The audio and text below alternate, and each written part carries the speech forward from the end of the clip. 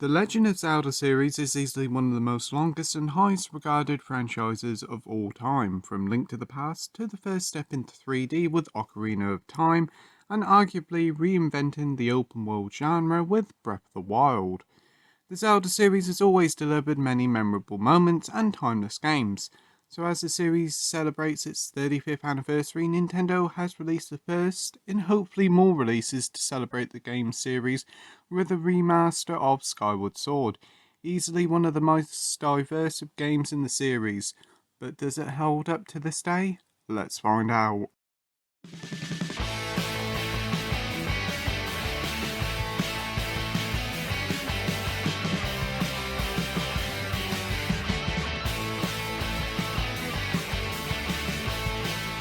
Originally released in November 2011 at the tail end of the Wii's lifespan and about a year away from the Wii U's launch, Skyward Sword was arguably the Wii's biggest game to date and also one of the last major releases for the iconic Wii. There was a lot riding on it. Ever since the Wii remote was shown off, everybody thought that Zelda would be the perfect game to showcase the technology. Twilight Princess did it to a degree, but it was very basic. But with Skyward Sword, it hoped to deliver a true one-to-one sword experience, and this was due mainly to the Motion Plus accessory, a little thing that plugged at the bottom of the Wii remote and dramatically improved the motion controls. So the stage was set for Skyward Sword. Originally revealed with a little bit of artwork all the way back in 2009, it wasn't until E3 2010 that we got our first look at the game with a trailer, and after a year and a half of waiting, the game finally launched to a rather mixed reception. The fan base was incredibly split on the game, some loved it, and many reviewers praised it, but fans weren't keen on a number of things. The first one was its selling point, the motion controls. Whilst they were fine, some weren't keen on the forced and overuse of the motion controls. Second was the linearity, gone was the open worlds of before, and instead we had three fairly big areas to explore in a Metroidvania style of progression. And lastly was the companion character Fi, who wouldn't shut up and would love to point out the obvious. And back in the day, 15-year-old me was a little bit disappointed with the game, so when the game was finally announced for Switch, I was actually quite excited, giving Skyward Sword a second chance to fix some things up, so sign me up. First up, I'm going to start off with the story, and Skyward Sword was always an important entry into the franchise lore, as it was canonly the first entry into the series and where the whole Legend of Zelda story begins. Set in a city above the clouds called Skyloft, we follow a young lad called Link who lives out his normal everyday life with his friends. He has a very close relationship with a young woman called Zelda, and one day, whilst out with Zelda, she's kidnapped by this strange force, so Link sets out on a journey to try and save her. It's a typical Zelda tale, but there's much more to it than that, as it plays a major part for the whole series lore, but I don't really want to delve too far into the story because of spoilers for newbies, but it's a very good tale with some great characters and epic moments. At the time, Skyward Sword was quite a step forward for the franchise, introducing a lot of new mechanics. One of them is the stamina wheel, which was first introduced here. We also saw the Loft Wing, which is your way of transportation throughout the skies of Skyloft. Exploring Secret Island, as well as just flying around, is a complete joy. The way progression handles here is a little bit different compared to other entries. Actually, this one is much more linear in its approach, similar to that of a Metroid title. There's three main areas in the game to explore in the world below, but you have to come back to them when you gain new items to gain access to new areas and find even more items to help you on your adventure. Those who have only played Breath of the Wild will certainly be surprised how less open the game actually is.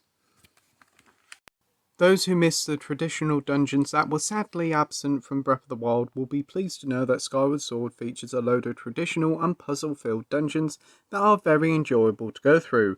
The early dungeons feel familiar with their approach and feature some great puzzles. As you go through the games, there's a great amount of variety in the later dungeons, some of which are very clever and quite memorable. I don't really want to delve too much into it because of spoilers, but rest assured it's great stuff. The main thing many returning players want to know is what is actually new with Skyward Sword HD. As for the new content, there isn't really nothing new here content wise, there's just been loads of improvements and refinements. But my word, what a load of stuff Nintendo has done. There's a lot of work being done under the bonnet, so to speak, from technical to graphical stuff, which I'll talk about later, but the streamline of the gameplay has been massively improved, a lot of which has actually been quite quiet on Nintendo's part. First up, we're talking about motion controls, easily the biggest bugbear for many gamers of the original release. This was also one of the many reasons why many thought the game wouldn't be ported to Switch.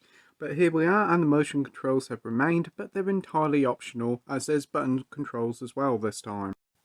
Motion controls here work very similar to as they did in the Wii original, with the Joy-Cons mimicking the Wii Remote and Nunchuck, and for the while I used them, they worked really well, feeling responsive enough during some of the game's trickier, more precise puzzle and combat moments.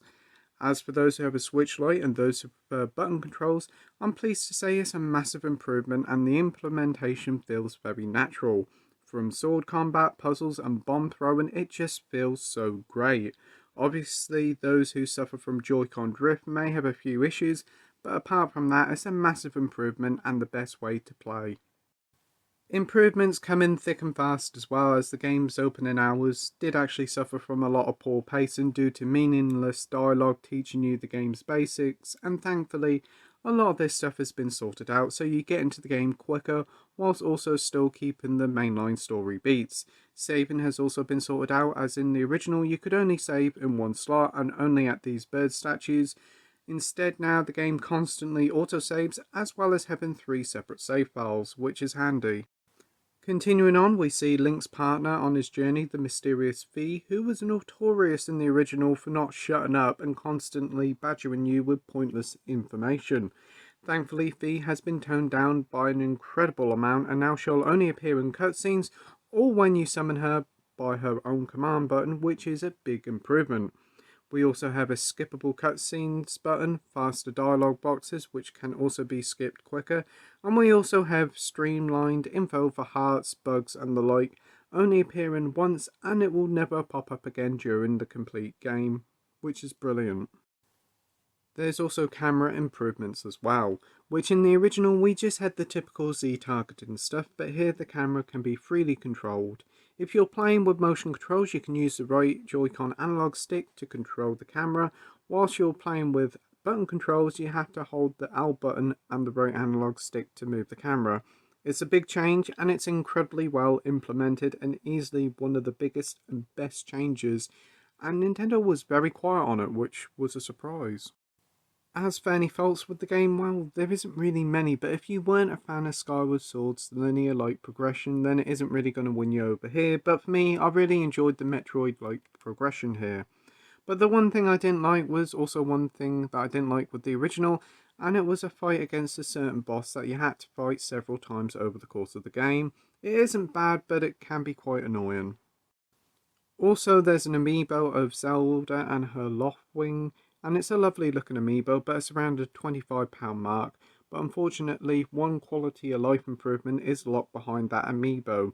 The amiibo allows you to no longer visit a specific point to swap between the sky and the land, as you can return to the exact spot you left, and you can even use the amiibo ability when in dungeons, so it's pretty handy, but to lock it behind an amiibo paywall is a big shame.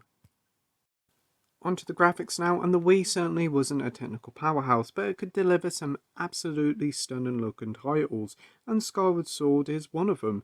Presented in a sort of cel-shaded art style the Wii thrived at, it really did stand out. And yes, whilst it might have been at a lower resolution, it still looks nice to this day. So with this Skyward Sword Switch port, we see a nice boost to resolution, displaying at 1080p and 720p respectively. And side by side, it's a noticeable improvement. A lot of the jagged edges and fuzzy backgrounds now look much more cleaner, and it's a much more nicer looking game. But the most surprising thing to do with the presentation is that the game has seen a boost to the frame rate. The original ran at about 30 FPS, and for the most part it delivered a rock solid experience, but Skyward Sword HD has boosted the frame rate to 60 FPS in both portable and docked play, and it's very impressive, and it sticks to that 30 FPS and hardly ever drops, and it's a brilliant way to play. As for the soundtrack, wow, it's a Zelda soundtrack, so you know you're getting a brilliant soundtrack, and Skyward Sword is no different. Featuring plenty of epic sounding tracks and slower, more emotional pieces, it's a great mix of tracks. The game also marked the first time a Zelda game was fully orchestrated, and it still sounds wonderful to this day. Conclusion time now, and The Legend of Zelda Skyward Sword was a very mixed title back in the day, so it's great to see the game getting a second chance of success with this HD remaster. It does enough to make this well worth another go, with a nice boost in resolution and frame rate, as well as several improvements such as the inclusion of proper button and camera controls and V being less intrusive. It makes for a much more pleasant experience. Skyward Sword is a more linear game than its other entries, but don't let that put you off, as it's a truly excellent game and a must for new and returning players. So with that, I'm giving The Legend of Zelda Skyward Sword HD on the Switch a 9.5 out of 10 with the title of amazing. As always, thank you for watching my review. I hope you enjoyed it. If you could like and subscribe, that would be totally awesome. And as always, till next time, bye.